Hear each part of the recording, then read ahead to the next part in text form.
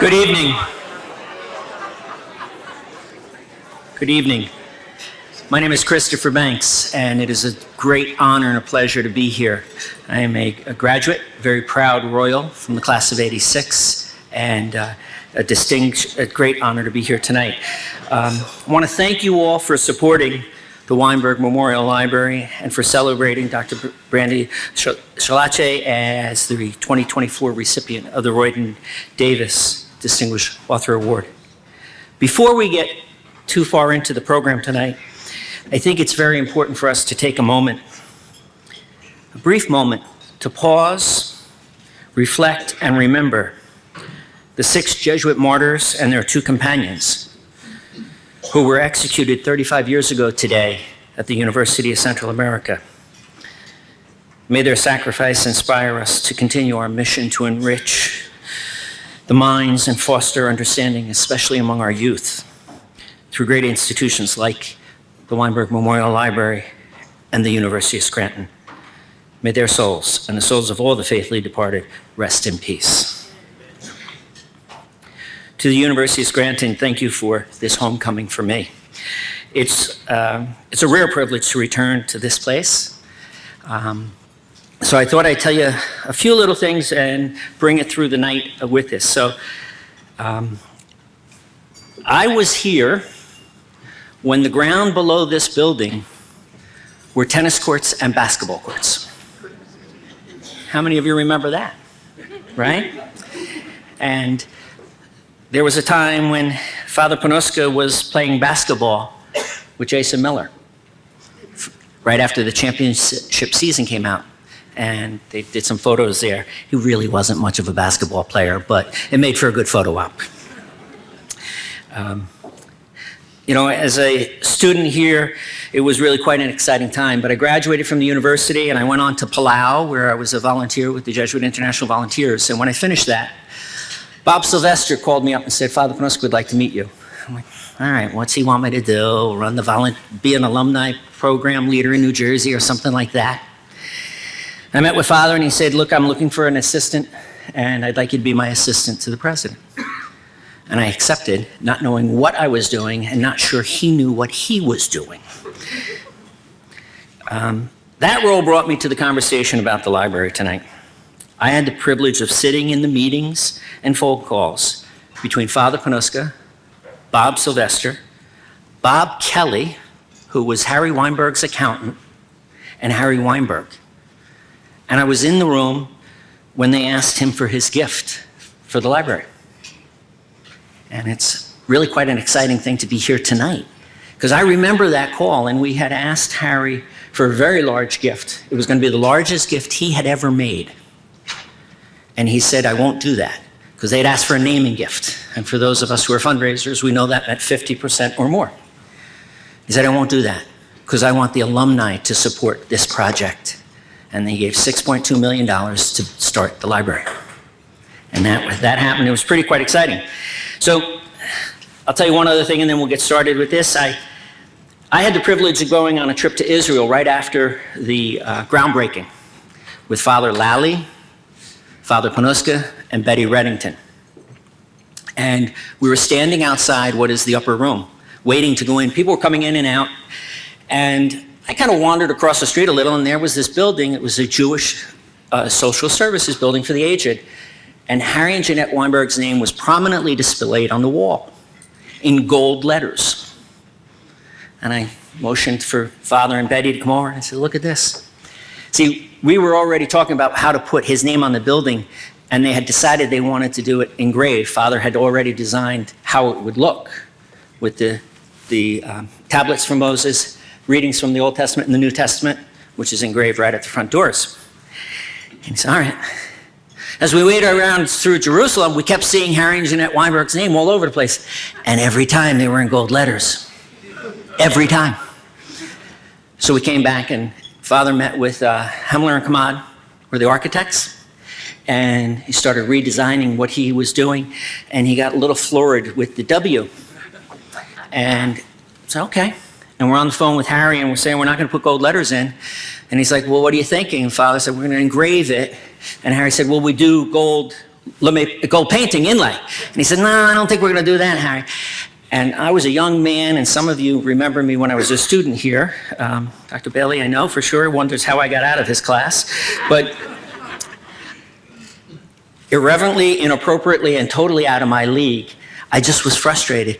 And I said, Harry, how big do you want the W? This is a true story.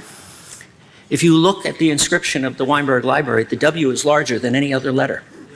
That was Harry's concession to not having gold letters on the building. So enough about me and about this. There's lots more to talk about. At this time, it is my pleasure to bring up Maria Stevens, the student government president for the University of Scranton.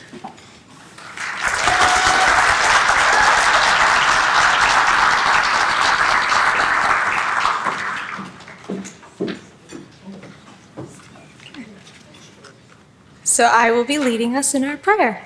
In the name of Father, Son, Holy Spirit, amen.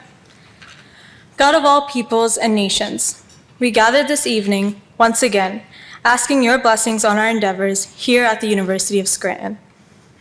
First and foremost, Lord, we ask you to bless all of us, all of those who made this event possible, especially those who planned so diligently for our sharing in the intellectual exercise we will share here momentarily. We also thank you for the wonderful meal that we shared. And we also ask that you provide for those who have no meals and are worrying about what they're going to eat in the next day. Moreover, O God, we ask your blessings on this evening's honoree and author, Brandy Schillace. We praise you, Lord, for the many gifts you have given us through her scholarship and contributions to the health humanities. We pray for her continued health and success. We ask your further blessings, O God, on all who are attending this evening's lecture, that we might all benefit from the exchange of ideas and the exchange of ideas. Help us come away from this place renewed and enlarged in wisdom and knowledge.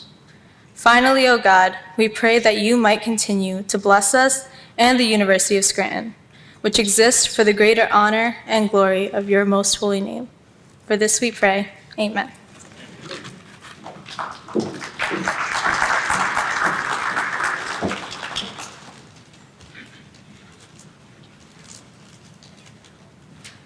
Thank you, Maria. Thank you very much. So our next speaker will give a welcome, and I just want to, for those who saw the program, one of the unique privileges I have is to be the president and the CEO of the Autism Society of America.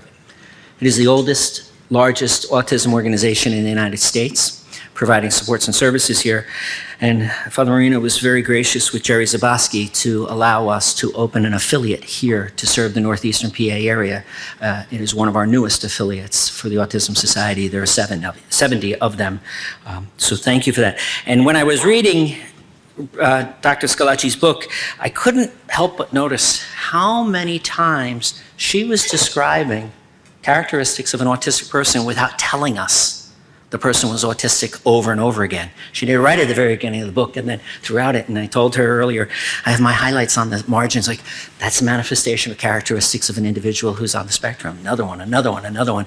And the way I looked at that was how grateful I am you have done that, because what you're doing is raising the levels of acceptance of neurodivergent individuals in the world today. So thank you for that. Now it's my privilege to introduce Dr. Tracy Stewart, who is the interim provost and senior vice president for academic affairs at the University of Scranton.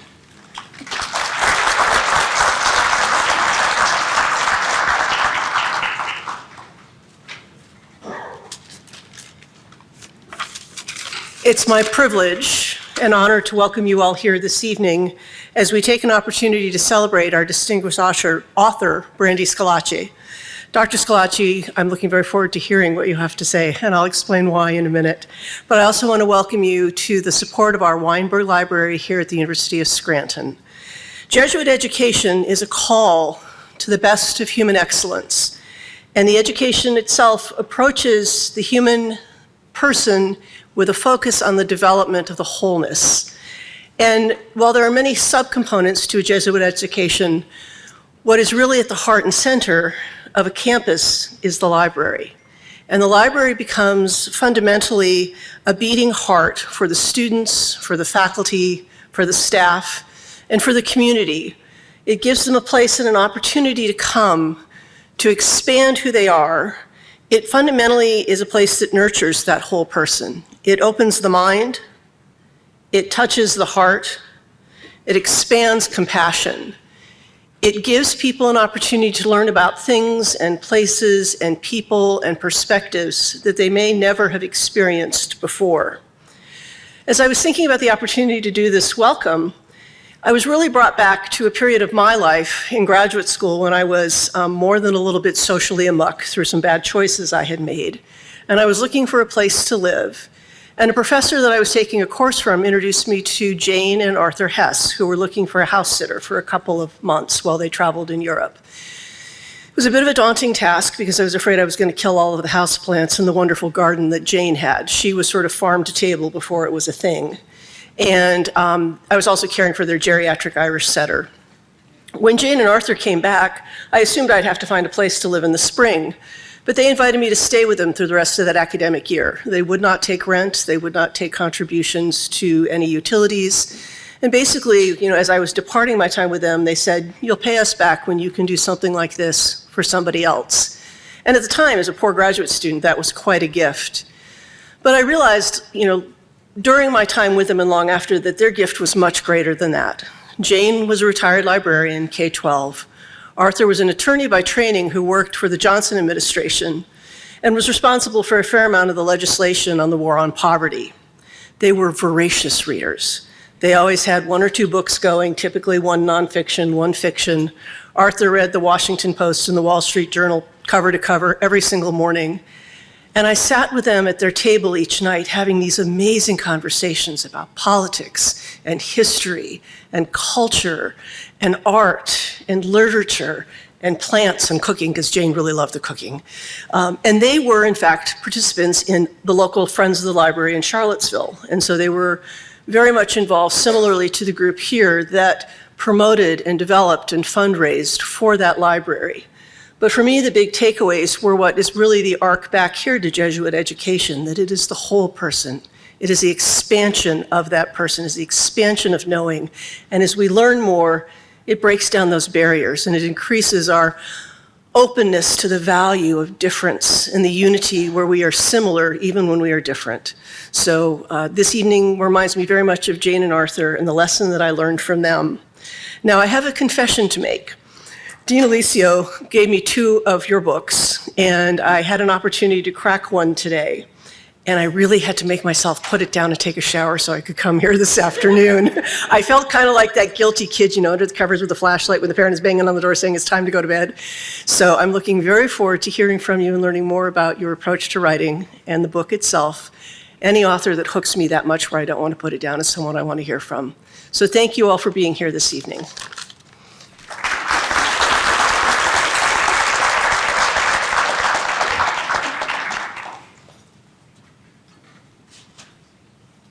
Thank you, Dr. Stewart. Thank you very much for your remarks. And it is my privilege now to invite to the podium Dr. George Alicio, the Dean of the Library at the University of Scranton.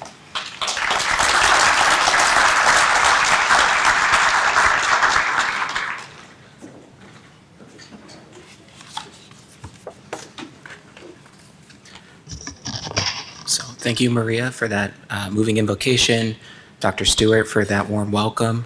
I also want to thank Chris for his lifetime of advocacy and service, and also for keeping this program running on schedule. So that's very important. We all want to get to that main event. My name is George Alicio, and I'm the Dean of the Weinberg Memorial Library. I'm honored to gather with you tonight to celebrate a remarkable writer whose work enriches our lives and challenges our thinking. At the Weinberg Memorial Library, we are deeply committed to fostering a love of lifelong learning, promoting intellectual curiosity, and upholding the Jesuit values upholding many Jesuit values, but some of them are values of education, reflective discernment, and service. The Royden B. Davis Distinguished Author Award embodies these ideals by honoring writers whose work transcends the page, touching hearts, inspiring minds, and encouraging us to see the world through both shared and unique experiences. Brandy Schillace is a writer whose work leaves a lasting impact. Her stories, both nonfiction and fiction, challenge us to see the world with fresh eyes, whether through the pioneering efforts of organ transplant surgeons, bridging Cold War divides in Cleveland and the USSR, or through the perspectives of Joe Jones, an autistic protagonist navigating a murder mystery in an unfamiliar English countryside. Schillace's writings reflect the Jesuit tradition's emphasis on seeking truth, fostering empathy, and building a just world. These values, central to the mission of the University of Scranton, make Brandy a perfect choice to be honored with the Royden B. Davis S.J. Distinguished Author Award. Tonight's program is a true collaboration of community members and supporters. I want to extend my heartfelt thanks to the Friends of the Library, whose unwavering commitment to our library and its mission makes this event possible, and it is a fantastic event, as you all know. For 30 years, the Friends have generously supported the Weinberg Memorial Library, enabling us to expand and enhance our resources, services, and spaces. This support is well utilized, and I'm immensely proud of the library's faculty and staff. Their dedication culminated in the Weinberg Memorial Library being named Pennsylvania Library Association's 2024 Library of the Year.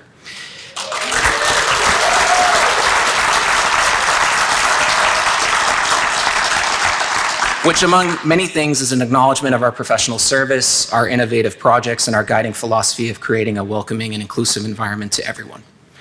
I'm also thrilled to share that on this 30th anniversary of the Friends, the Distinguished Author Award has broken records, raising over $25,000 in direct cash sponsorships and over $30,000 when we include in-kind gifts from nonprofit and corporate sponsors as well. So that's truly something to celebrate. It's our 30th anniversary, $30,000. It's pretty fantastic. So I sincerely thank all of our sponsors for their support. Their names they appear in the program, on our screens, on table tents as well. We're very grateful for all that you've done. Now, some of you might be wondering if tonight marks the end of the library's celebration of anniversaries. In 2022, we celebrated the library's 30th anniversary, which was opened in 1992. Tonight, 2024, we celebrate the Friends of the Weinberg Memorial Library's 30th anniversary, which was founded in 1994. And then my predecessor and good friend, Charles Kratz, let me know last night that the Distinguished Author Award was first presented in 1997. So if you do your math and mark your calendars, 2027 will be the 30th anniversary of the Royden B. Davis Distinguished Author Award. So I hope you're able and willing to join us for that milestone and that celebration. In closing, I want to thank all of you who made tonight possible, our program speakers, sponsors, guests, students who are filling the room tonight. Thank you, students, staff, friends, board members, and volunteers. And of course, a very special thank you to our distinguished author, Brandy Schillace. Thank you all for being here tonight to celebrate with us and for your continued support of the library and the University of Scranton. Thank you.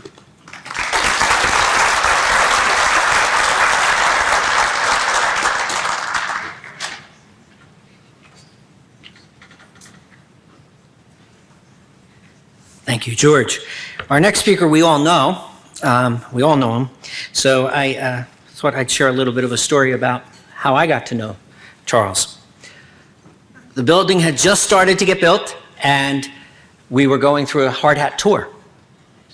And we were bringing a donor through the building, and the donor wanted to see a room that would be close to law libraries and nursing. And Charles reminded me that law books and nursing books aren't together in a library, so how are we going to find a room for it? But that donor was Chief Justice John Purcell from Harrisburg, and his wife was a nurse, and he wanted to honor them. We'd originally asked him for a gift for the athletic fields, and he told me, Chris, I didn't make a single penny playing baseball. Show me something around what I've made money doing. And that's when I turned to Charles and I said, I got to show him something near where the law books will be. We didn't have a law school, but I said, show me something, and he did. So with that, it's my pleasure to introduce our speaker, Charles Kratz.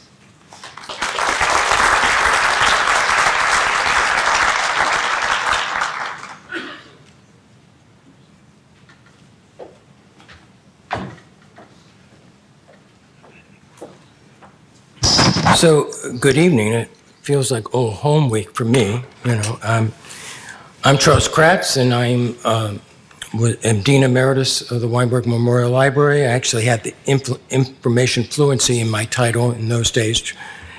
But I'm particularly here tonight as chair of this event as a proud member of the Friends of the Weinberg Library.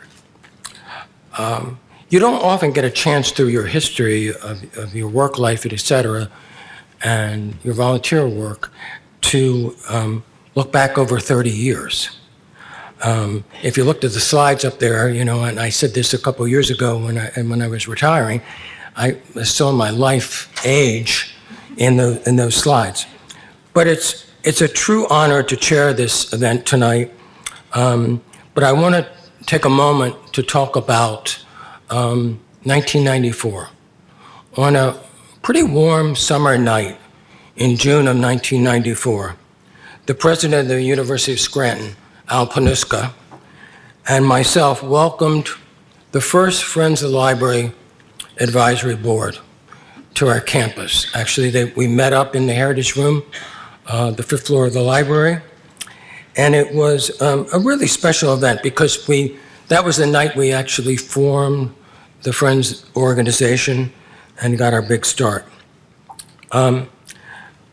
Not long after the library opened in 1992, I approached Father Panuska and I said, Father, I really think we need to establish a Friends of the Library group that would support the library. That I think it was really important that we built this incredible new library in 1992. But I said we wanted to do more outreach, which is part of our Jesuit mission, to the community, to not only the Scranton community, but the university community itself. I approached Father Panuska at that point about doing it, and he said, let's do it. You know, he didn't hesitate for a moment. At the same time, a Jesuit came to our campus by the name of Royden Davis. He came to us from Georgetown, where he had been the dean of the College of Arts and Sciences. Actually, he was associate dean and then dean. But he had an illustrious career there. And he came here at the time we were opening the library to become the rector of the Jesuit community.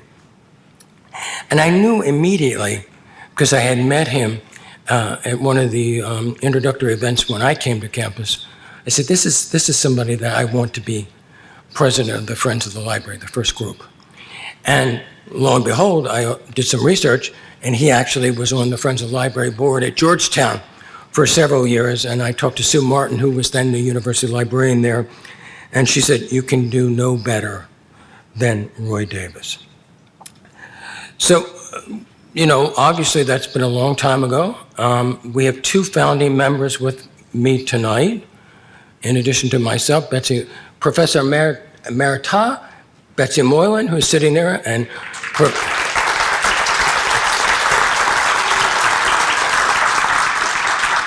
Professor Emeritus Len Gugin, Dr. Len Gugin, you don't quite know where he's sitting.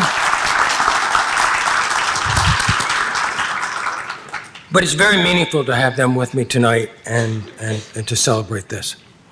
For 30 years, the Friends have been, as George has already said, the most steadfast supporter of the Weinberg Library. Their dedication has enriched our university and library community in countless ways. They've done countless programs for the community. They've done book sales, raffles, sponsored exhibits, especially working with special collections in the library, and fundraised to support the library in so many different ways, not annually supporting collections, and services, and even the renovation of the library. You know, the library did age over those 30 years, so, you know, they have contributed greatly to that. Tonight we mark the Friends' most high-profile event, the Royden B. Davis S.J. Distinguished Author Award, named in Father Roy's honor and memory. About a year after forming the Friends of the Library, I said to Roy, what do you want to do next? And he said, I want to celebrate, this is really important to remember, I want to celebrate the importance of writers and writing and libraries to our culture in our society. And I said, oh my God, what forethought at that point? He said, you know, technology is coming fast at us, Charles, but technology will never get in the way of the critical importance of writing. I said this to Brandy last night, writing, writers, and libraries. So I think that he had tremendous forethought in terms of that. So our main event.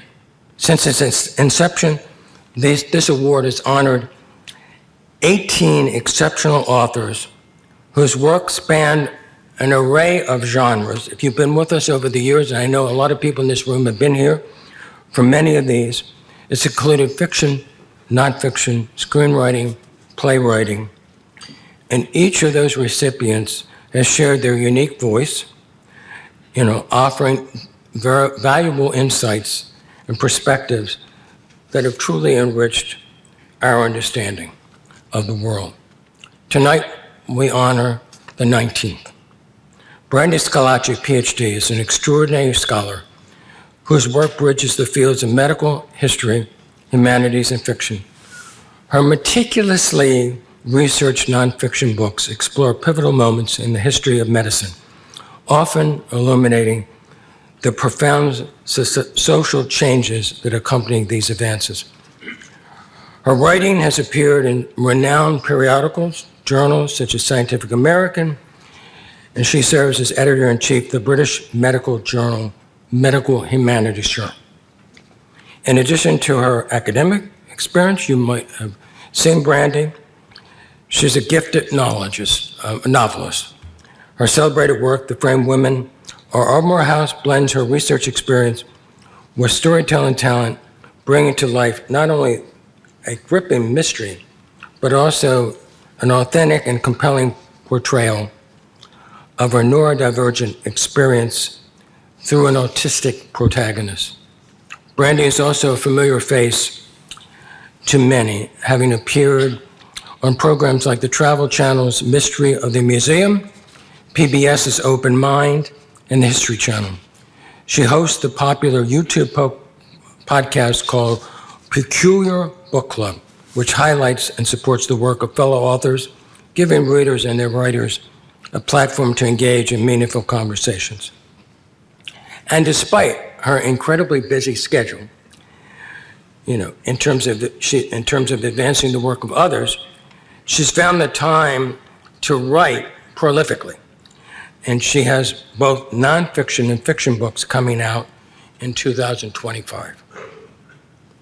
So at this time, I'd like to invite Father Joseph Marina, President of the University of Scranton, and Dr. Brandy Schillace up to the stage with me.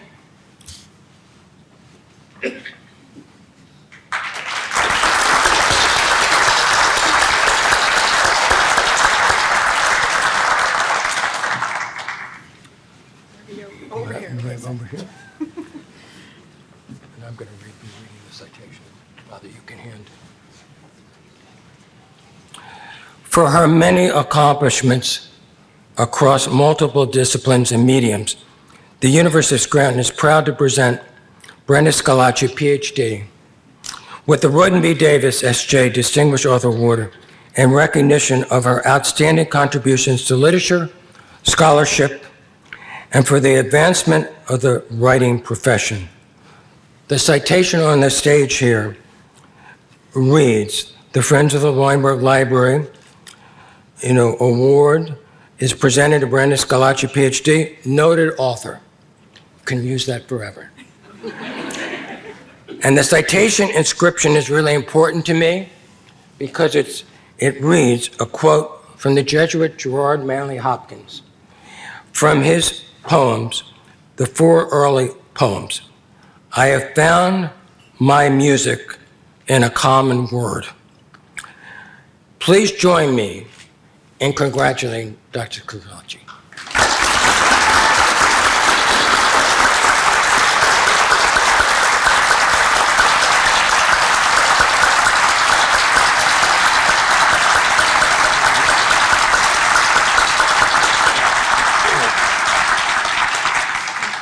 Thank you. Good evening, everyone. Please forgive me, I'm between events, and I really wish I could stay. I'm on my way to ask someone for money, which is what I seem to be doing all the time. It's a good thing, it's a necessary thing, but believe me, I'd rather stay here tonight and to hear what we're about to hear from Dr. Schillace. We haven't had the privilege, I haven't had the privilege of meeting you before tonight, and yet your record clearly speaks for itself. When I saw all that you had accomplished, particularly spanning the realms of fiction and nonfiction, right, which is not an easy thing to do. And when I saw that, and then even beyond that, learned how Dr. Schillace has given voice to the underrepresented voices, particularly within the populations of the autistic and neurodivergent. And I said to myself, she must be Jesuit educated. That's the explanation. She is not. And yet everything she does aligns with our mission perfectly. And yet I would be remiss if I didn't say to you, in case you're interested, we have some wonderful graduate programs that you might be interested in. We're really proud and privileged to have you with us here tonight. You clearly have been advancing the Jesuit mission, whether you realize it or not. And there's a line in your biography on your website in which you say, and I hope I get this quote correctly, we don't just have fingerprints. We are fingerprints. We are unique phenomena in the universe, all of us. And certainly the life that you are leading, the great work that you're doing calls attention to the glory of that reality. So thank you so much, Brandy, for being with us, for gracing us with your presence, and do not misinterpret what I'm about to do as I head for the door. But thanks everyone for being here. Congratulations on the Library of the Year Award to all involved, especially to George and his staff. God bless you, and go Royals.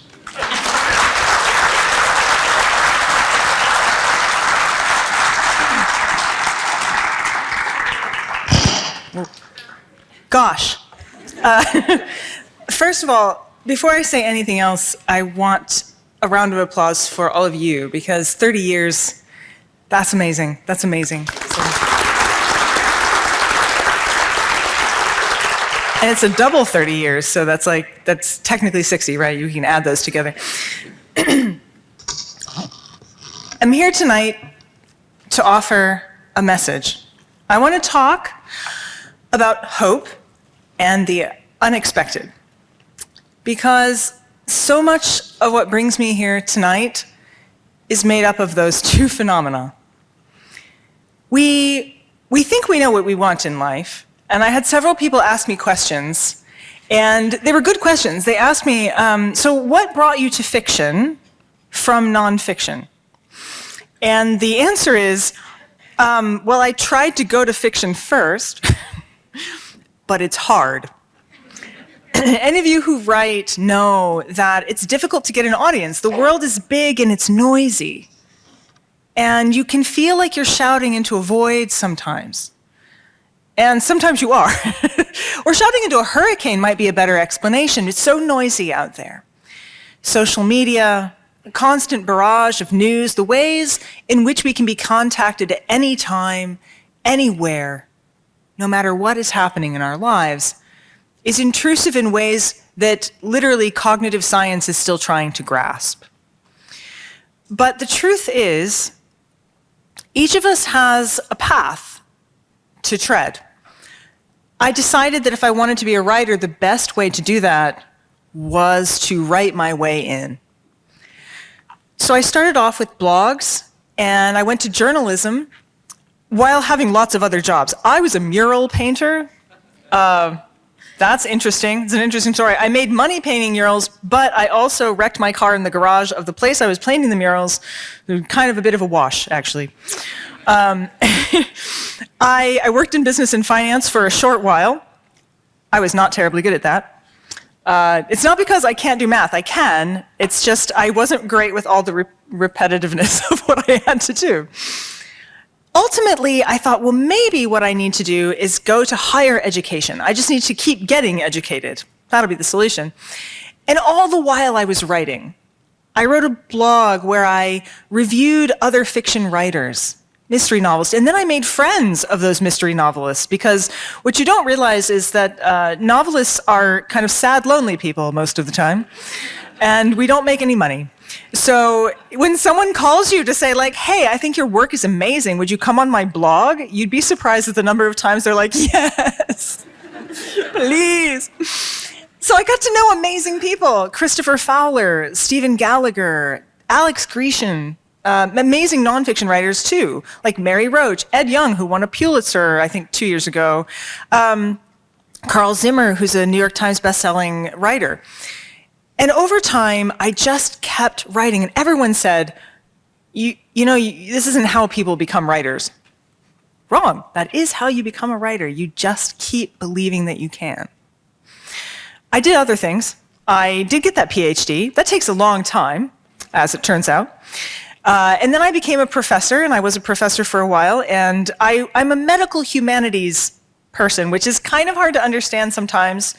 It's not the same thing as like writing poems about medicine. I know it looks like that, but it's not. It's about taking things like medical anthropology, history, sociology, and pointing it back at medicine and saying, are we still keeping the human at the center of health? Because if we're not doing it right. And so it's a way of bringing humanities and health together. And I also realized, well, gosh, I could write about that too. There's so many ways to change the world. In the middle of all of that, I began to be very interested in something we're not very good at in this culture, which is how do we approach death and dying? How do we handle it when things go really badly wrong? And Western cultures, we're not very good at it anymore. So I thought, well, I'm going to write a history of this. I want to talk about how we used to handle death and dying. And I want to talk about other ways other cultures handle death and dying. And then I want to walk it forward to ask, what's changed? How did we lose that connection? Why is death something that's so sanitized now that we seem alien from it, and we've lost some of our rituals that help us deal with grief? And I began to realize that some of it is the loss of religious rituals, the loss of faith, the loss of paths that we can follow that have been well-tread for many years, that help us come to terms with mortality. I wrote that book, and shortly after, we had a pandemic. Oops, I did not mean to be quite so prescient. But that, suddenly, my work was, it's not great being popular for that reason, but I got real popular real quick. And the other work that I decided to write about was about how manufactured power has influenced our lives, coal mining, the way electrical and industrial change has fostered communities, shaped communities, and injured communities, and held communities captive. I think I've mentioned this before in my biographies. I grew up in an underground house in abandoned coal mining territory next to a cemetery with a pet raccoon. These are things that can happen to you if you're born in southern Ohio near the West Virginia border. Raccoons make terrible pets. They have hands. She learned how to open the refrigerator, and I came home from school one day to find, I followed a sort of breadcrumb trail, except it was marshmallows and hot dogs, into the living room where she had passed out in a food coma, and she was in distended stomach with like bits of marshmallow stuck all over her face. And it turns out marshmallows make raccoons sick, so that was also my responsibility for the next 3 days. Not good pets. But I became very interested in health and history because of that upbringing. In my town, where I grew up, 1 in 3 people has cancer. It's usually cancer of the throat, but there's a variety of cancers. And cancer is something that interests me generally anyway. My mother had cancer 3 times. I almost lost her when I was 12. And then my father had 3 massive heart attacks, sort of in a row. He now has a pacemaker and defibrillator. He's still with us, both of them, somehow. That's amazing, really. But when I was 12 or 13 years old, I used to creep to my parents' bedroom to make sure they were both still breathing. We had no real insurance. My parents lost everything twice in their lives. And so it does tend to give you a sense that justice isn't being done when it comes to health and the human. So that's a roundabout way of saying unexpected things can shape your perspective.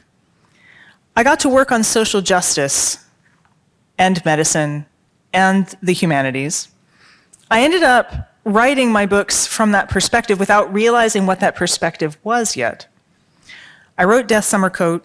I followed it with Clockwork Futures, which is about manufactured power in the coal industry.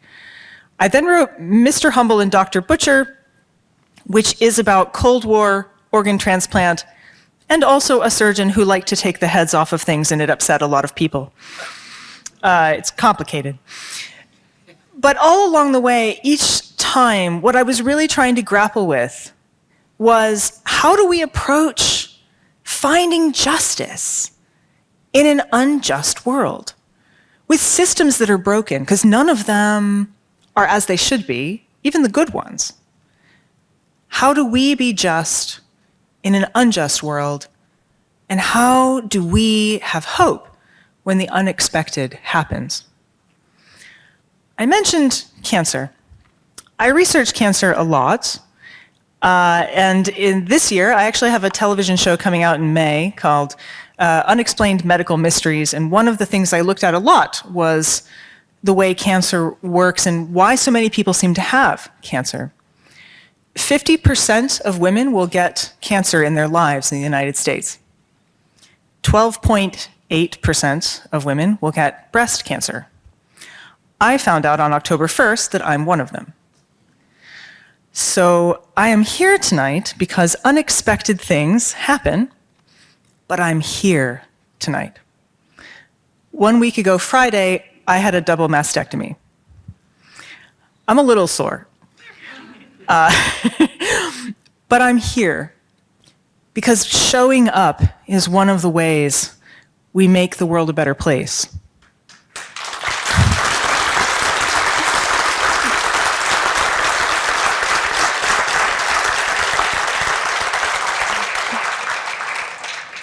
I'm autistic and I'm not very good at having things that need help from other people. I grew up, my parents didn't have me diagnosed. There's lots of reasons for that. And my mom sort of resisted the concept that I was autistic. So I learned to do a lot of things on my own. How to straighten up, how to look right, how to not need. But when you have cancer and you have to have a double mastectomy, and you are looking at prospects of chemo and other kinds of things, you realize you need people in your life. I took a long time to get used to being autistic because I was told it was a bad thing. It was something to be fixed. My parents meant well. My mom was sort of a, fly under the radar. Don't stick your head up too high. Don't stand out. I kind of stand out. A little bit. And that scared them. Difference scares people. And if you're different, you get really good at hiding it, and you get really good at not needing. And that's not a great place to be, and it's not a good way to live your life. When I switched over to writing fiction, my agent was a little bit alarmed at first. She was like, you're a nonfiction writer. And I was like, only because it was easier to go that route. I wanted to write this novel, and I did. And then after my agent read it, she said, this is really good. I didn't realize that your main character was autistic. And I was like, she's not supposed to be. She said, well, who did you base her on? And I was like, myself. She's like, well, guess what? Actually, my diagnosis came via intervention. Literally, a group of autistic people surrounded me. We're having an intervention. You need to know something about yourself. So, I decided if I was going to actually write a novel about an autistic protagonist, wherein I was going to tell you about myself, I needed to do it for the Scientific American first. Because if I'm going to do it, it's going to be big. So I wrote an article called Coming Out Autistic about how hard it is when you've been trained to hide and be small and not have needs, which is one reason why women are underdiagnosed. It's hard to come out and say, I deserve and require accommodation. I'm going to wrap this back around to cancer. Don't worry, we'll get back to cancer. It's not the most fun thing to talk about. So I thought, okay, you know what? I'm going to tell the world that I'm autistic. I'm going to explain why that's hard to admit, why it's hard to be different. Because being autistic isn't like, some people are like, oh, do you have autism? I'm like, that's like I have a dog or a disease. No, I am wired a little different. I see the world differently. If I was colorblind, it would be the same thing. The whole world is filtered to me in a different way than it is for a lot of people, but not in an alien way. It's about 35 to 40% of the population like this. It's good. We have skills, strategies, and ways of seeing the world that help us see around corners. Someone once explained to me that neurotypical people, it's like you're a hub. You know how you can get from New York to anywhere, like in one flight? You can go like New York to Paris, New York to Toronto. I live in Cleveland. You can't do that. You got to go to like Cleveland to Pittsburgh to Miami to New York. It's very frustrating, but that's what it's like being neurodivergent, right? Like you got to daisy chain your way to things. But along the way, you learn some interesting things. Like you've been to Miami, New York, you've seen things. Actually don't like Miami, but you've seen things. So the point is, we have something to offer and it's important. And I thought, I want to write a book where the protagonist is autistic, but that's not what makes her interesting. It's just a thing. So Jo Jones is autistic. She's also hyperlexic. And she has a somewhat photographic memory. That's a bit of a misnomer, but she remembers everything. She sees everything like literature, and she kind of has a lot of semi-useless information that she feels compelled to tell everyone. If you're autistic, you understand what I'm talking about. It's kind of like you need to know about dinosaur cloacas. It's a thing. Look that up later. There will be pictures. So basically, what I wanted to do was show you that this is just a person who's living their life, who's excited just like everyone else, but who also has to deal with things like people getting murdered in her front room and her being a major suspect, like you do when you're a transplant to the UK as an American. I spent time living in the UK as an American, and what's really interesting is they didn't know I was autistic. They just assume all of you are like that. And I did not tell them otherwise. So there's a lot of British people who just think all Americans are autistic. You're welcome. That's your excuse for everything now. But essentially, I decided to write this book. I decided to amp it up. I was like, okay, not only is she going to be autistic, but very rare in any fiction on TV or otherwise, she's going to claim it. She tells you, yes, that's me. I'm autistic. I claim myself. I know what I am. So I did that, and then I sent it to the editor, which is HarperCollins, Hanover Square. And my editor said something quite remarkable. She said, could you make her more autistic? Never in the history of autism has any autistic person been asked to be more of that. It's usually, could you tone yourself down a little bit? So it gave me free rein. I was able to show all different kinds of things that I've experienced. Not everything that she does are things that I do. Okay, most of them, but not all of them. But I was able to show a broad range. I also decided to introduce a character with ADHD because these things often go together. And to have them team up so that their strengths and weaknesses were sort of combined. But there was another problem. It's common for those of us who are autistic to understand exactly why we do things, but for it to look a little crazy to everyone else. So I decided to do the novel by giving two perspectives. So if you've read it, you know. If you haven't, you will. You're in Jo's head. Joe Jones for much of the novel, but you're also in the head of the somewhat hapless DCI James McAdams, who is trying to solve the murder. So first you get to see Joe Jones going through things, having a meltdown, etc., and you think to yourself, that makes sense. Yeah, I would do that. I see. Then you see it through his eyes, which is how most neurotypical people look at those of us who are autistic, and he's going, what is happening here? What is wrong with this person? Because this is a dance, and it's a conversation. And I am honored that I got a chance to tell that story. And if you read the book and you thought to yourself, there's some unanswered questions at the end, you're right, the sequel comes out in July.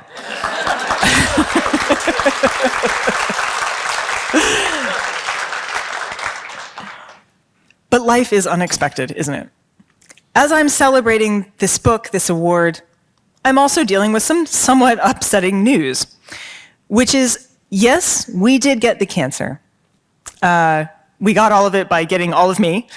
Luckily, it's not terribly upsetting to me to have the sort of bodily change, but I also have a high risk of recurrence, which means I have to think about things like how to weigh what sort of preventative treatments to do, whether to do chemo, what kinds of endocrine therapy to take, and I know so much about these things that I drive my doctors a little bit crazy. So I'm sort of like, okay, so in the list of the drugs, I was looking at the side effects of these two, and I was thinking, and they're like, stop that, stop. But unexpected things can shape your life, and it doesn't always have to be negative. Even in dark times, there's light and hope. And I take great joy from the fact that so many people are enjoying this book and have taken hope from it. I've had parents of autistic children write to me and say, oh my God, I understand my child for the first time. I've had autistic people write to me and say, I never thought I would see myself in print. My own mother, with whom I have struggled much over this issue, called me in tears and said, I just didn't understand.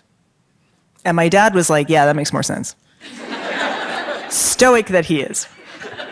Man, a few words. It's hard right now, but it's not so hard. Look at all of you here. Aren't you all dealing with something now that's hard? But there's light, and you're all here because you showed up. You showed up, and when you show up, you make a difference. When you show up, there's light, and there's hope, and there's joy. My next book, my next nonfiction book, is called The Intermediaries. You may have seen the cover. It's singed at the corners. The Intermediaries is a story about gay, lesbian, and transgender movements for rights in the Weimar Republic, that is between World War I and World War II. It's also a story about how people become hateful. I start in the 19th century, and I walk you through histories that I think are often denied us in the United States in schools, at least in undergrad.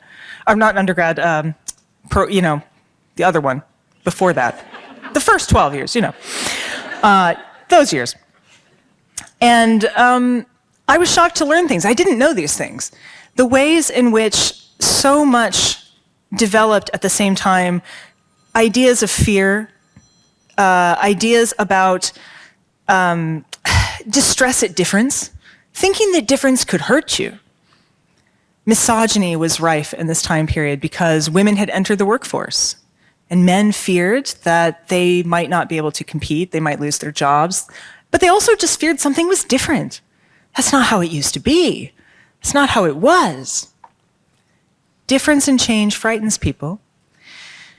And what happened, we know what happened post-1933. We know the Nazis came, we know there was a Holocaust, we know all these terrible things that happened. We often miss the story before that. There was a trans and homosexual rights movement. There was an institute led by Magnus Hirschfeld, who was a gay Jewish man. They performed the first sexual reassignment surgeries in the 1920s. Some people know the story because they saw Eddie Redmayne in The Danish Girl. And a lot of people talk about Lily Elba as though she was the first trans person. She's not. In fact, the first person to undergo surgery was a somewhat unremarkable, sweet-natured, blue-collar, everyday human named Dora Richter. And I found her story through much effort, actually. Very difficult to get that story out of Berlin for some reason. And I had it translated I had a translator who did German and medicine and the history part because I wanted to get it quite right. And I told that story in this book along with a history of hormones, the study, because it's a history of science too. It's a history of science. It's a history of politics. It's a history of people and the movements of people and xenophobia and all kinds of things working together and against. But there were a lot of people who wanted better, who wanted hope, who stood together, women standing with the Jewish people, with the homosexuals, with the trans people, and saying, we all need better lives. And we tend to think that that failed, don't we? We hear about the Nazis and we think all the books were burned, it failed. It didn't fail. It was delayed. It's like Star Wars, right? It was delayed, but justice doesn't end, it doesn't stop. Dora Richter survived the Nazis. She survived the Soviet incursion. She lived long enough to know who the Beatles were. She was the first transgender woman to undergo surgery. The library of Magnus Hirschfeld that everyone thinks was burned made it out in so many ways. We lost things, we did. We lost things, people lost their lives, you can't underestimate that. But so much made it out. Things that were taken to other countries.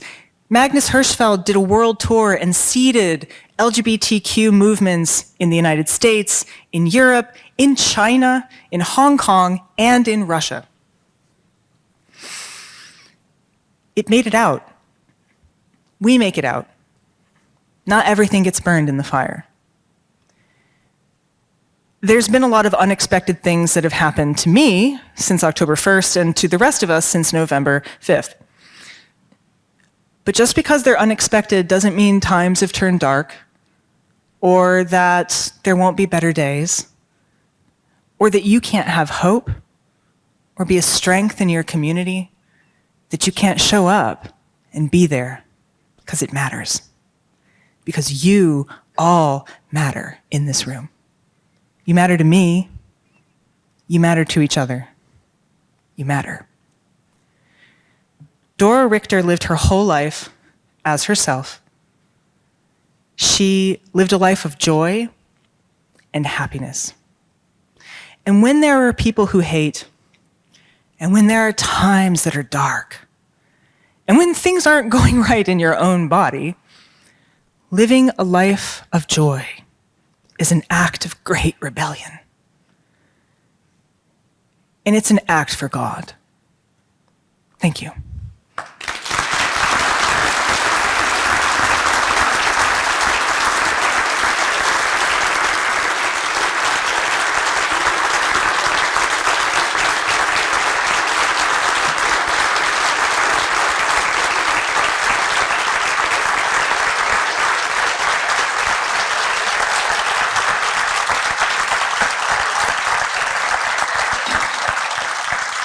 That was a failed mic drop. I'm back. I'm back. I'm ready to take questions. Is there another microphone for people's questions? I just don't know if we'll be able to. Oh, over there. We have microphones in the corner. And that's Rose, and who else is that? I can't see. Okay, they've got microphones. Questions for me about all the things. There's literally no sacred cows in my life. I will tell you about anything. Probably things you don't want to know, including dinosaur cloacas. Or syphilitic genitalia. I worked in a museum. I'm not going to go there. Hi. Okay. My question has to do with other ways that we are pigeonholed as a writing teacher. Okay. The U.S. Academy often puts us into positions where you are teaching a particular genre. You are someone who works in many genres, in many forms, and especially for the students here, I'm wondering if you could talk a little bit about how you, if I can use the term, code switch between genres, how working in different genres inform working in another genre, and that sort of thing. And then also to say thank you very much for the amazing stories that you've shared about yourself and about other people. Thank you. Okay, so code switching is something we all do, right? We all, you're different with your kids than you are at your job. If you're someone who is autistic and you've had to do a lot of masking, you're even better at it, I think, because you have to be. But for me, genre can be a really freeing thing, and I think it's unfortunate that we try to pigeonhole people into specific places. My agent definitely wanted to. My agent was like, no fiction. Don't write fiction. Since this book came out, she's kind of like, fiction seems good. It's doing really well, so it's even been optioned, so I'm kind of hoping it'll turn into a show. But for me, genres are relief valves. They let off steam. When I'm working on nonfiction is very hard, and it can be really all-consuming work. And you're trying to balance. The trouble is, like, real life just doesn't do what you want it to do. So you're trying to write a history, and you're like, this would be a lot easier if this happened the year before that. But it didn't. How am I going to deal with that? It's frustrating. So when I write nonfiction, I usually also write fiction at the same time. Now, you'd think that that would get confusing, and it would, but it doesn't, because I don't just code switch the genres, I code switch the form. I write all my novels longhand with a fountain pen on paper. I know it takes forever, and my writing is terrible, but so that's how I do that, because it's such a wonderful break. So I spend all this time on the computer working nonfiction, hours and hours, and you get to a writing block, and you're like, oh, I don't know what happens in 1927, and you think, oh, okay. I go up to my room, I sit by the little fake fireplace, I get my little pad of paper, I get really cute notebooks, like really nice ones, and I get my little fun colors of ink, and I start writing about, like, what would Joe Jones be doing in this scene, and I start writing about Joe, or about whatever. And just to hear the scratch of the nib on paper in the quiet of my room is such a... It's like getting the pitcher refilled so you can pour it onto something else. And so I think different genres are like that. I think if you're somebody who... If you consume different genres... If you watch mystery novel or mystery television and thrillers, but you also read, sci-fi and are a Star Wars nerd, and like you know how to consume different genres, there's no reason why we shouldn't be able to create different genres. Our brains can do that. So I think some of it's practice. So I encourage anyone who wants to write, practice lots of genres. The world will try to stick you in one, and you will have to fight to not get stuck in it. But it's worthwhile. It's worthwhile to have that fight, I think.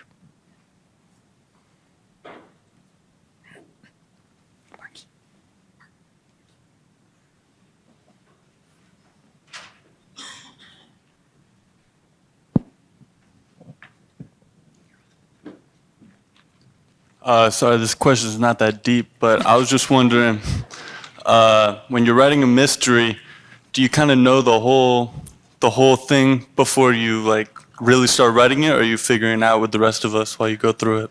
So in theory, you should know. It goes a lot better if you do. Often you don't. So if you get to the middle of Framed Women of Ardemore House and you think to yourself, gosh, I wonder who the murderer is, me too, when I was at that point. That's why it took me so long to write. So I got a little bit better at it. After the first one, when I went to write the second one, I thought, I should know who did it. That seems like a thing I should figure out. And then it was more of a matter of, I still had to show myself how. So there's always some mystery left. I think, honestly, if I knew every single thing about the mystery, I wouldn't want to write it. Because I'd be like, oh, well, I know that one now. So you want to have some mystery in your mystery. I want to know how it turns out, too. But I do recommend that it is better if you know who the murderer is before you get started.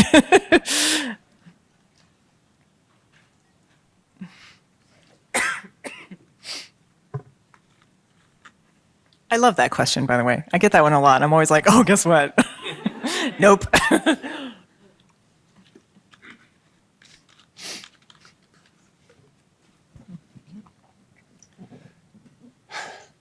Ralph Waldo Emerson, who some of you here might know has been my guy for a long time, who lived through the turbulence of the antebellum period, anti-slavery, all the violence associated with that, still had the courage to say, this time, like every time, is a perfectly good one if we know what to do with it.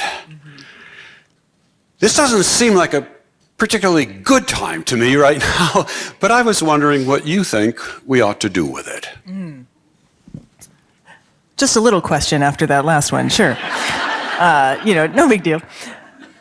I guess what I would say, I will take a slight step back to say, when people ask me about autism, I say it's sometimes like superpowers and sometimes like kryptonite.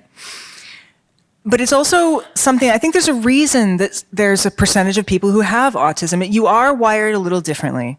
And one of the things that it permits me is I tend not to be thrown by things. I tend to just kind of go, oh, that's a thing, okay, and I just go to work in the next vein of what needs to be done. So in light of, I know many people are really worried about what's going to happen next. And even some of the more hopeful people are starting to worry about what might happen next. That's that RFK Jr. guy kind of causing that. Brainworms and stuff. But all joking aside, my first instinct was, okay, people are going to need resources that I know. People that I can reach and touch are going to need resources. How can I begin to make lists of those resources so that they're ready for them? Because they are grieving right now. And I know that they're going to need these resources when they're ready to stand back up and do the things. And it was interesting. So the week of recovery from surgery, I was in bed anyway, I started making lists of immigration lawyers, people who are health advocates, people who are insurance lawyers and advocates, people who work as psychologists and sociologists and all kinds of things. And I started putting them together in lists. And lo and behold, about a week afterwards, all my friends had kind of had their emotional hangovers by then, and they were like, okay, now what do we do? And I was like, well, here's your list, and here's your list. But I think the answer is our communities are what really matter. And I think we can be really misled by this current world in which we live that's so interconnected is also really overwhelming. And we're like, well, I can't do anything about Gaza, and I can't do, you feel that. You're like, all these atrocities, or I can't do anything about Ukraine, and I can't do, but you can do things about your neighbor, Patty, who needs groceries, and you can do, you know what I mean? And I think well, that's really the Jesuit way, isn't it? I'm not Jesuit, but I know many Jesuits. So it really is about looking for where you can help, and also a little bit like Mr. Rogers, looking for the helpers, and then joining hands with them and making sure that we're making our communities safer and better places. I told someone once that we needed to fight the incursion of sort of bad things. And they said, well, you want us to take up arms? And I was like, no. And he goes, well, do you want us to bake casseroles? And I was like, maybe. Are you good at it? I don't know. What I really mean is people are going to need your protection. And if you are comfortable and safe, people are going to need your protection and help. If you need protection and help, you need to find who's comfortable and safe. And I think the next thing we do is what we always do, which is we join hands with our community and realize that they were our strength and purpose all along anyway. So.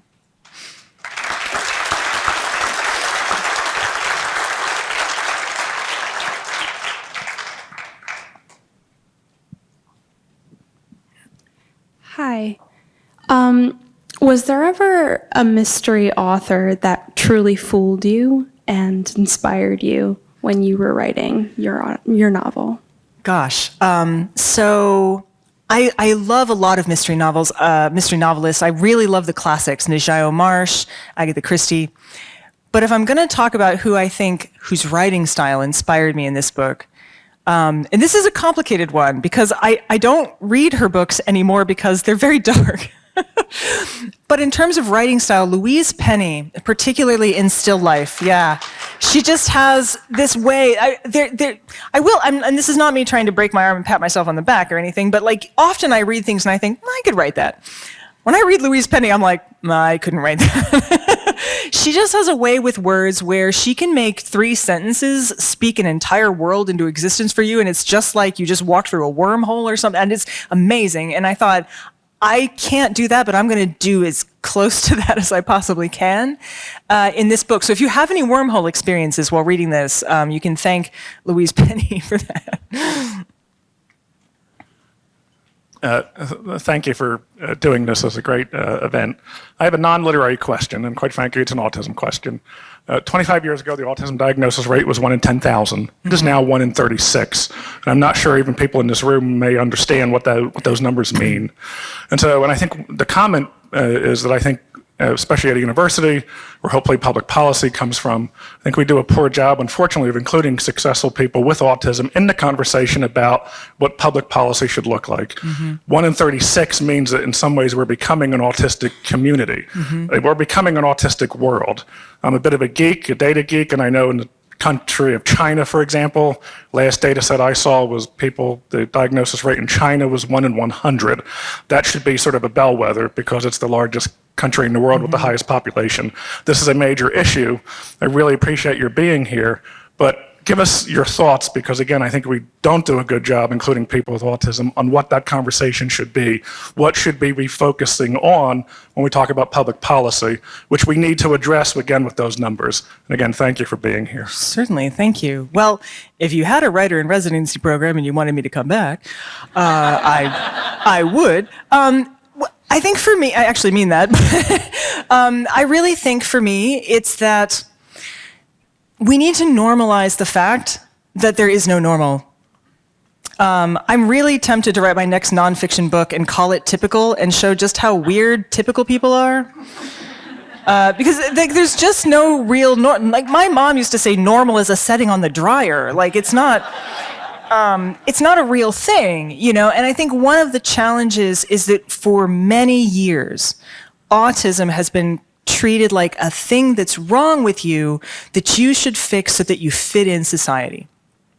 So if you have everybody trying to do that at varying levels, you're going to radically underdiagnose the number of times it happens, you know, the number of people that there are. But it's also, diagnosis is a two-edged sword. It's helped me to know that I'm autistic because it made me realize that I'm allowed to ask for accommodations. I'm allowed to ask for people to meet me partway. If you ever go and read the Coming Out Autistic article I wrote for Scientific American, I talk a lot about that realization that like, actually I don't have to do all the work in this relationship. But it's partly that we've treated it like a disease. Much the way homosexuality was treated like a disease, much the way transgender, like all kinds of things. Actually, even being a woman, it was literally considered a disease in like the 17th century. Like, oh no, you have woman. Like, that's just terrible for you. Really, the Greeks were hilarious about that because they thought that heat was the problem. This is true of reptiles, right? Lower temperature equals girl, high temperature equals boy in reptile communities. And they took that and went, oh, that explains it. So if you got born a girl, they were like, oh, you're undercooked. That's sad. We're so sorry. So, you know, anytime that there's difference, any minority out there at some point has been treated like a disease. And we just really need to stop doing that ever again. That would fix a lot. To me, it's not about making, like, it is about accessibility, but it's not about accessibility because you're autistic. It's accessibility and acceptance because difference is good. Thank you.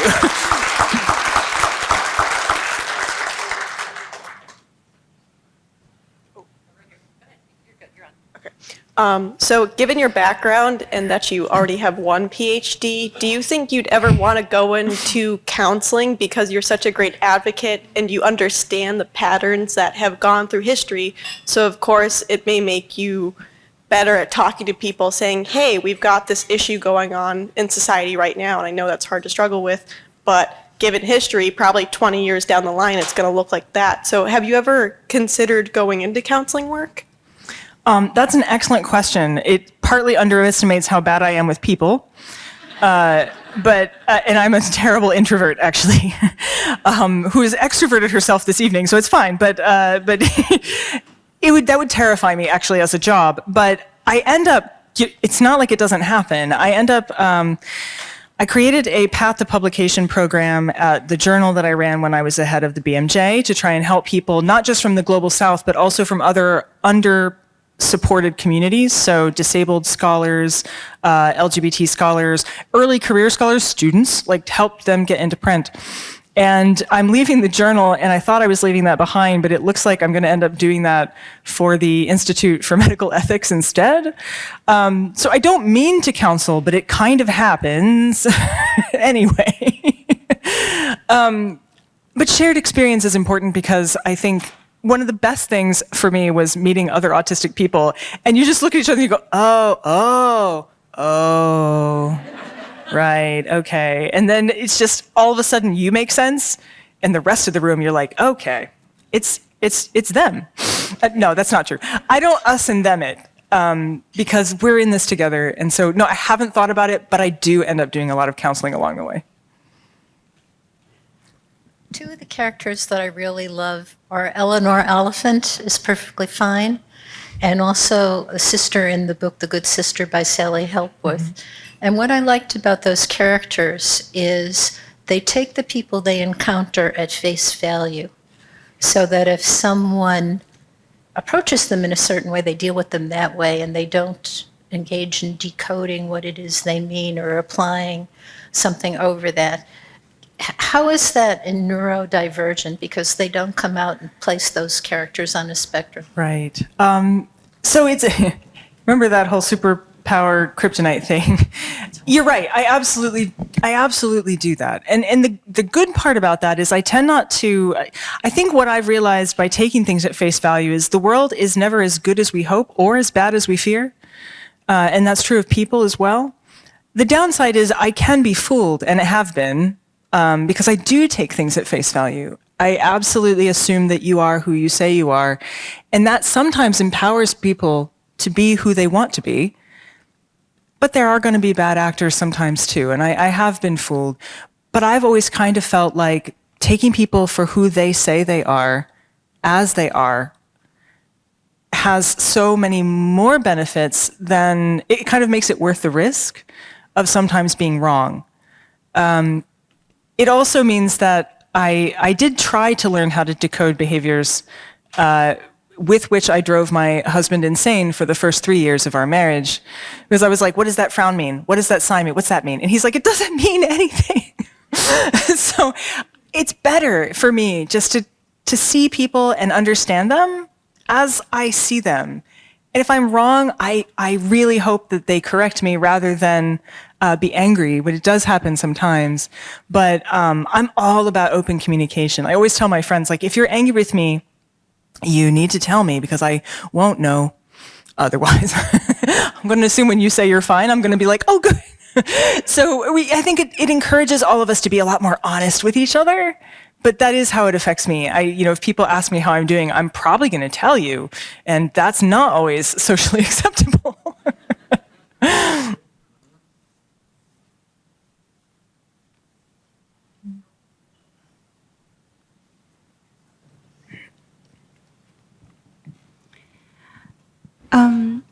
I am a therapist for children and families. Okay. And I have a couple of them that are probably undiagnosed on the spectrum.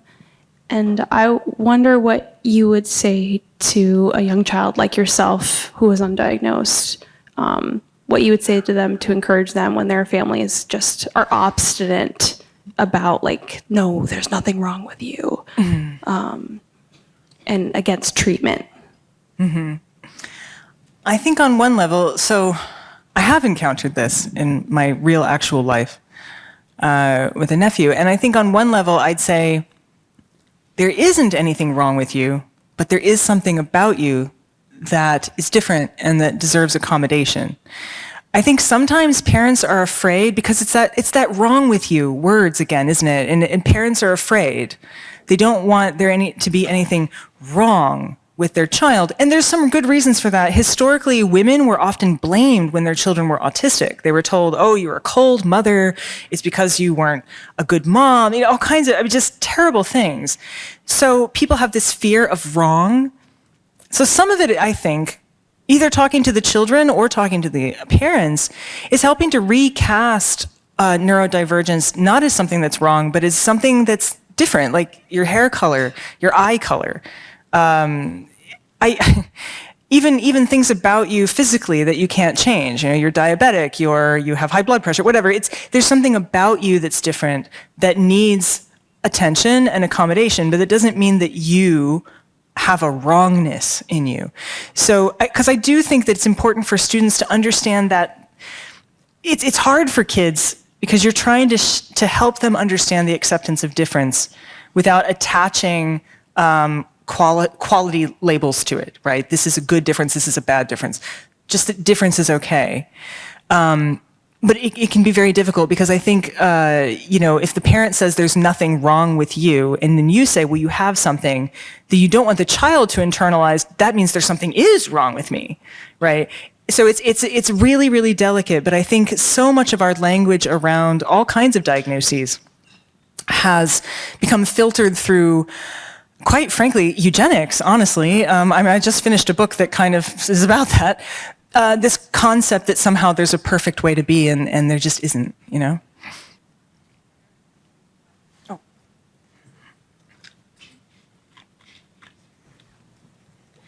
So I'm a senior here studying neuroscience, and I have decided to pursue higher education.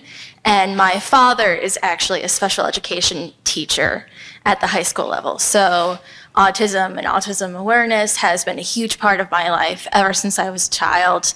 My parents, they helped to run Special Olympics, so this is a huge part of my life. So what would be your biggest advice for someone like me going into the science field and into the medical field to help be an advocate for neurodivergent individuals in the community? Gosh, okay. Well, I actually was just talking to another one of you in here about Ph.D. hood a minute ago. I forget. Where are you? I lost you. You were over here. Where is she? Somewhere. Okay. Anyway, but higher education is a really important thing, and I have a Ph.D., and the Ph.D. has opened doors. That doesn't mean a Ph.D. is necessary to be an advocate, but it does open doors. It does create possibilities. I chose a route that did not include medical training. I didn't want to become an MD because my ultimate goal wasn't to practice, but to influence the practice of medicine. Some of the programs that I like for that are PhDs in history, history of medicine. Medical anthropology is particularly good, I think, for it. You can also get PhDs in neuroscience and other kinds of things. But for me, the reason I chose history and medical anthropology as my ways in is because I think it allowed me to focus on the social justice aspects of health in a way that is easier to do outside of medicine than from within it. So there's so many possible ways, so many different fields, and there's not actually even really a wrong choice that you can make. If you know that your goal is to support the justice in education, the justice in the way we treat other human beings, any way you choose will take you there.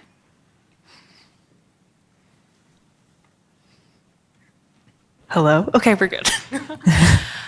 You can answer this question in any capacity in which you're comfortable, but I wondered if your ideas of where humanity needed to be woven into medicine changed before and after your diagnosis or treatment for cancer. Oh, that's a great question.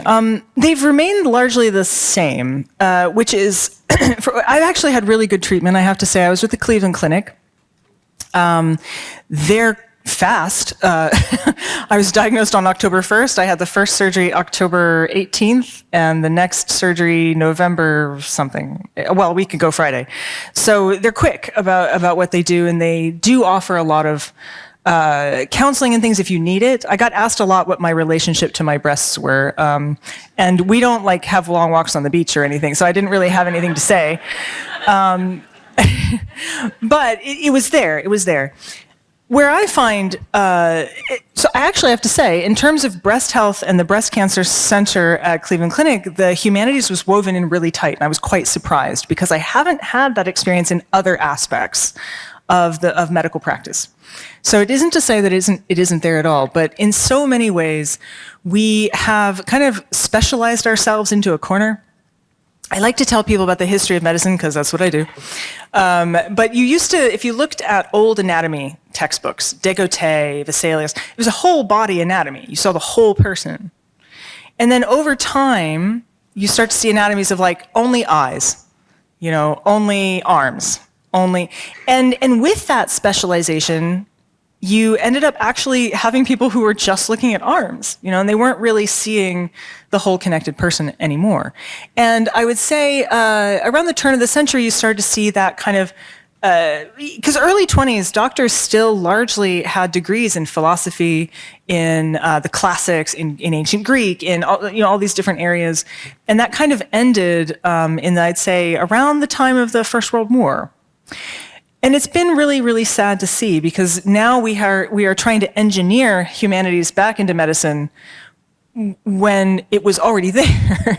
So it's really that there's a space for it that is hollow that medicine doesn't realize it has. I'm suspecting that the reason the Breast Cancer Center did such a good job is because for many women, it is actually quite an adjustment to get used to having such a radical change to your body. Probably TMI, but my body doesn't look that different. I was not well endowed.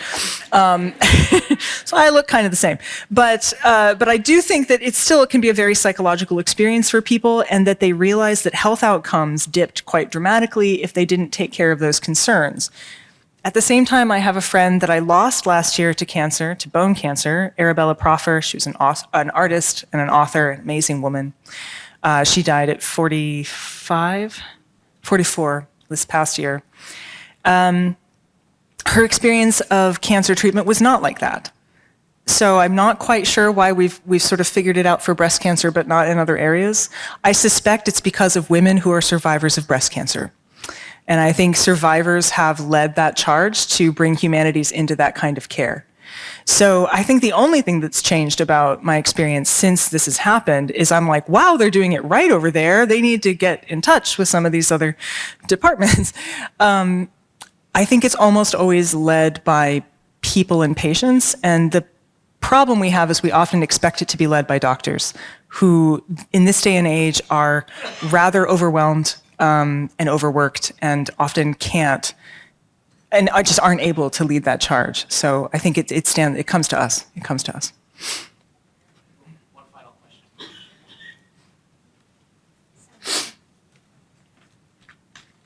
So your gift of advocacy is amazing. I'm sure everybody in the room has been touched. And I'm just wondering, as a psychiatric nurse practitioner, have you ever thought of using that gift that you have for individuals experiencing any type of psychiatric mental health issues? I haven't, and yet, not in that way. One of the things that I've become really aware of in writing both nonfiction and fiction, which is a whole thing, is that when you write nonfiction, you're dealing with reality, with facts, and you're telling people things. But when you write fiction, you get to show them, you get to paint pictures and bring them on journeys. So on one hand, I have not thought about getting involved in that kind of work. On the other, I'm not sure that I'm not kind of involved in it anyway. With the characters that I write, for the sequel of The Framed Women of Ardemore House, I introduced some new characters. Jo continues her search for family, and she encounters a kind of found family along the way. She meets an elder person, she's in their 60s, who is a transgender person who transitioned during a very tumultuous time. And that becomes one of the characters, and that their experiences affect things. You have, you still have William, who has ADHD. You have her dealing with the grief that she's dealing with her family. And I'm also working on a thriller which looks even, because the thrillers tend to be a little more gritty, that looks at a family history that includes psychiatric diagnoses. Full disclosure, my biological father, who I didn't actually know, was schizophrenic. So that's a thing in my family as well. So I haven't been part of that in a traditional sense, but I think that as writers, and getting something that Charles said, I think this is why AI can't do what writers can do, right? We can go on journeys together and we can show you a world that might seem alien to you, but help you understand someone else's world and advocate for it in a different way. So, thank you.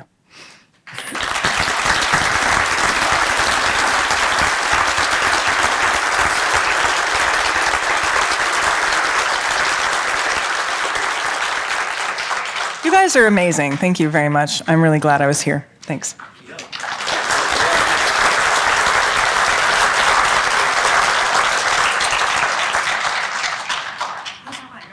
Okay. Please join me in thanking her once again, please.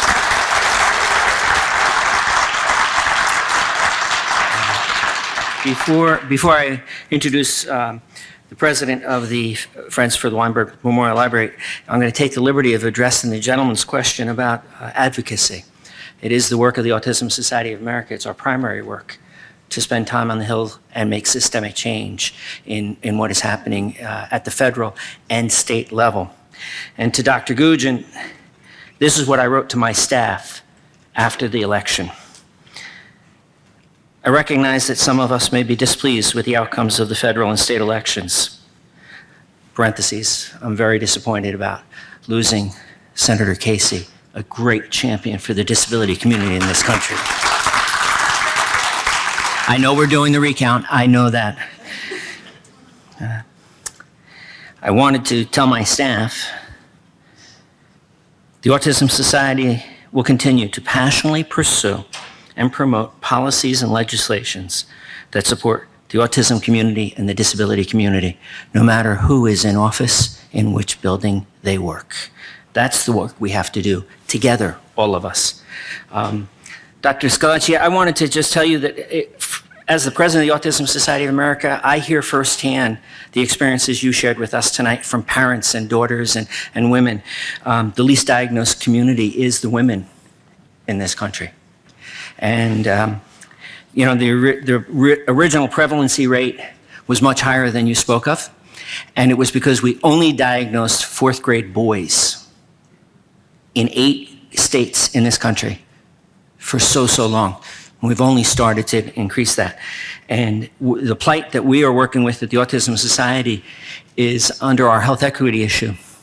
If you're diagnosed with autism, you're 3 times more likely to have a prevalency of suicide. If you're a woman with autism, you're 9 times more likely to have a prevalency for suicide ideology. We as a society cannot afford to lose that rich resource of women with autism or not, and we have to work together on that. So, Dr. Schillace, thank you for what you're doing to advocate for that. And now let me please introduce, thank you. Let me introduce Rosemary Shaver. Dr. Shaver is not only the president of the Friends of the Weinberg Memorial Library, she is also a member of the Alumni Association for the University of Scranton, and I'm delighted to have her give her closing remarks. Thank you.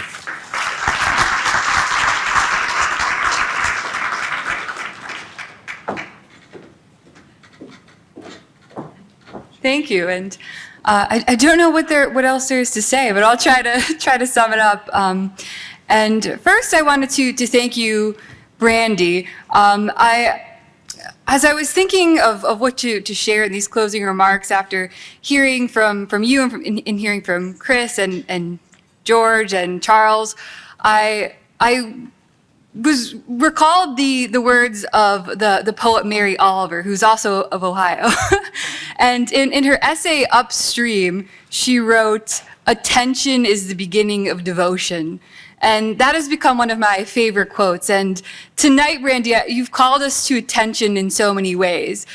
With your presence, I know it could not have been easy for you to travel a week after having surgery. And also as an introvert myself, I know it can take quite a lot of energy to stand in front of people and to share your personal experience and also to engage with others and have that be a mutually beneficial thing. So I know that took an incredible amount of strength and also devotion to sharing your work with others and for your advocacy to the community of individuals with autism and those who are neurodivergent. So your presence here tonight has called us to attention in so many ways.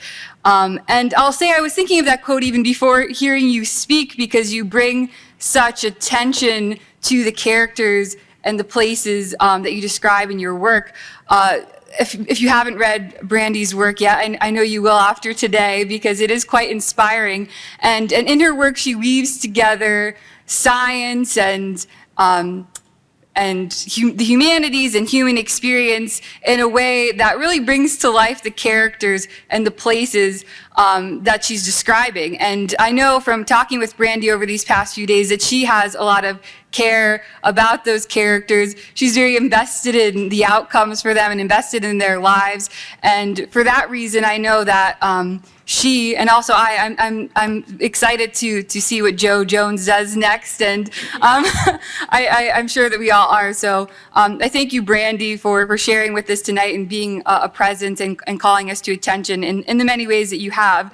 And then finally, I know we've been speaking over tonight about the 30th anniversary of the Friends of the Library, and I wanted to remark on that as well. Royden Davis was the first president of the Friends of the Library, and he's the award, this Distinguished Author Award, is named in his honor. And I know that many individuals here today have been with the Friends of the Library from the beginning. We have Charles here, and as Charles shared, also Betsy and Dr. Goodgen. So it's amazing that you've been committed and given your attention and devotion to the Friends of the Library over these 30 years. So I thank all of you for being here, for supporting the Friends of the Library and also the library and the university. I know the Friends was founded with the purpose of promoting the library and supporting the library in its mission to enhance its collection and services, and in doing so, we engage in many fundraising and other activities, including this one. I hope you all keep an eye out in the coming months. You'll be receiving the Leaves of Class raffle, which goes toward building the endowment fund for the library. We'll also be having our annual book sale in April, which I know, when talking with Brandy, that she'll be sad to miss out on. It's a wonderful event. That's during the final week of April. So those are some of the things that we'll be doing in the upcoming year. And we'll be continuing to celebrate the 30th anniversary of the Friends. We're also celebrating the Library of the Year Award. So I thank you all for being here, and again, for supporting the Friends. And thank you to the Dean Lucio and the library faculty and staff for all of your great work. This event could not happen without the Friends, and also without the committee, which was led by Charles, and I know Kim Vesco has been very involved in this event as well. So I thank everyone, and I hope you all have a wonderful night. I know that we'll be carrying Brandy's, the inspiration of Brandy's talk with us, and we'll all be looking forward to reading her upcoming work. So thank you all, and have a nice night and a wonderful holiday as well.